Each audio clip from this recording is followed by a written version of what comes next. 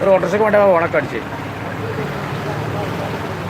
അപ്പോൾ എന്തേ പറഞ്ഞേ, ഇങ്ങനെ ഇറാൻ ഇങ്ങനെ ഒരുങ്ങി നിന്ന് വേണോ വേണ്ടപ്പോൾ ഉള്ളതൊക്കെ എന്ത് കാട്ടി അതിൽ നിന്ന് നശിപ്പിച്ച് ഇങ്ങോട്ട് വരാൻ സാധ്യതയുള്ള എല്ലാം ഇസ്രായേൽ നിന്നുകാട്ടെ അവിടെ ശരിയാക്കി. ഒരുക്കാനെ കുറച്ച് കൂടുതലാണ്. മറ്റേ അത് പറഞ്ഞ മാതിരി ഈ സ്ത്രീകളുണ്ടല്ലോ, സ്ത്രീകൾ പുറത്ത് പോകണമെങ്കിൽ അങ്ങനെ അവർ ഒരുങ്ങലും റെഡിയാകലും ഡ്രസ്സ് ഇടലും മറ്റതും മേക്കപ്പ് ഒരുപാട് ടൈം എടുക്കും. കല്യാണത്തിന് പോകാൻ വലിയ പെണ്ണുങ്ങൾ സ്ത്രീകൾ കല്യാണത്തിനൊക്കെ പോകണം വലിയ ടൈമാണ്. ഒരുങ്ങി അങ്ങനെ നിന്നു, മറ്റുള്ളവർ കാശ് ചെയ്തു. എന്നിട്ട് അടിക്കുന്ന രീതി എങ്ങനെ, ഇങ്ങോട്ട് എന്താ കാട്ടിയത് അതുപോലെ അങ്ങോട്ടും കാട്ടി. അതോടെ നടക്കുമോ? അവനാൻ്റെ കയ്യിലെടുത്ത് മൊത്തം പ്രയോഗിക്കുക ചെയ്യല്ലാതെ മരിക്കുകയാണെങ്കിലും എന്താ പറയുക, വെറുതെ വരിക്കരുത്, കൊന്നു വരിക്കുക, തിരിച്ചങ്ങോട്ട് അടിച്ചുകൊണ്ട് ആക്രമിച്ചുകൊണ്ട്, അക്രമല്ല പ്രതിരോധിച്ചുകൊണ്ട് മരിക്കുക. എന്നിട്ടായി എല്ലാ ഭാഗവും ഒന്നായിട്ട് തീ കൊടുത്ത വിചാരിച്ചതെല്ലാം അവർ ശരിയാക്കി. അവർ തീ കൊളുത്തി മൊത്തം ഇസ്രായേൽ. മാത്രമല്ല ഇവർക്ക് ഇറാന് യുദ്ധവിമാനങ്ങളില്ല എന്നില്ലാണ്, വളരെ കുറച്ചുള്ളൂ. അതൊരു ബുദ്ധിയാണ്. അല്ല, അതൊരു ബുദ്ധി. അവരെന്ത് കാട്ടി, പകരം ആളില്ല, ഡ്രോണുകൾ കുറേ വായിക്കുട്ടി. ഡ്രോണുകളൊക്കെ അതിന് കണക്കുണ്ട്, അതൊക്കെ പോണ സ്പീഡും കാര്യമൊക്കെ കണക്കുണ്ട്. അങ്ങനെ ചെല്ലും. അത് ഇവിടുന്ന് അങ്ങോട്ട് തീ കൊടുത്താൽ തന്നെ അവിടെ അറിഞ്ഞു ഇതാ വരുന്നുണ്ട് ഡ്രോണൊക്കെ റെഡിയാക്കി. ഇന്ത്യൻ്റെ നമ്മളെ മിസൈലുണ്ടല്ലോ, എന്താ പേര്, ബ്രഹ്മാസ് മിസൈൽ, എന്താ അതിൻ്റെ പേരാണ്.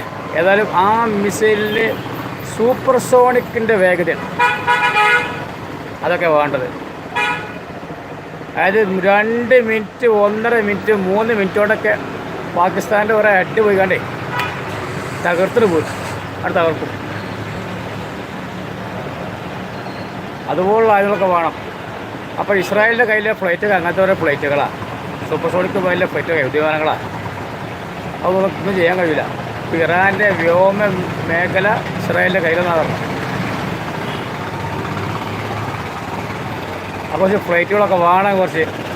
ഇതൊന്നുമില്ല, പകരം ഡ്രോണുകൾ കുറേ ആക്കി. ഡ്രോണുകൾ വിശമരം വരെ അങ്ങനെ പോകും. ഒരു 1-2 വിസിലിട്ട് ഇങ്ങനെ താങ്ങി പിടിച്ച് ചെല്ലും, അങ്ങോട്ട് ചെല്ലും. ഇറാനെ നമ്മൾ മോശമാക്കി പറയല്ല, അവരായതായിപ്പോയി, അങ്ങനെയൊക്കെയാണ്. പക്ഷേ ഫ്ലൈറ്റിനെ വേണം നേരിടാൻ. അതിനു വേണ്ടി ഇറാനിന് 10 ലക്ഷമോ 8 ലക്ഷമൊക്കെ സൈനികരുണ്ട്. കരസേന യുദ്ധത്തിൽ ഇറാൻ ജയിക്കുന്ന ഒരു സംശയമില്ല. പക്ഷെ അവിടെ കാര്യമില്ല, ഇവിടെ കരസേനല്ല, ഇവിടെ ഒരു മിസൈൽ തന്നെയാണ്. അവർക്ക് എത്തണമെങ്കിൽ ഇവിടെ പിന്നെ ഇറാഖും ജോർദാനും ഒക്കെ കഴിഞ്ഞിട്ട് വേണം ഇസ്രായേലിലേക്ക് എത്താൻ.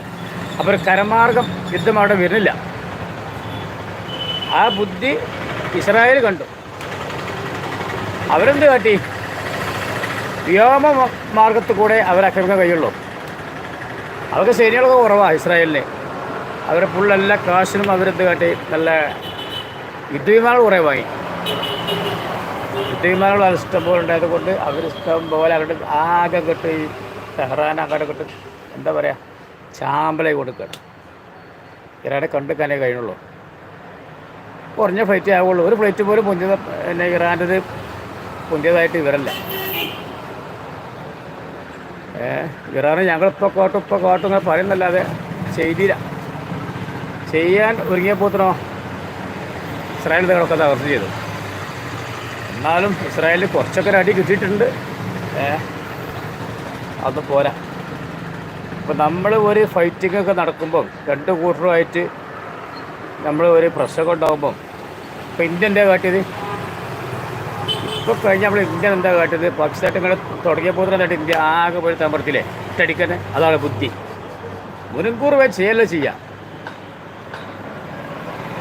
അതാണ് യുദ്ധബുദ്ധി. യുദ്ധതന്ത്രം വേണം. കുറേ ആൾക്കാർ പറഞ്ഞിട്ട് കാര്യമില്ല. ഇസ്രായേലൊക്കെ ആ വിഷയത്തിൽ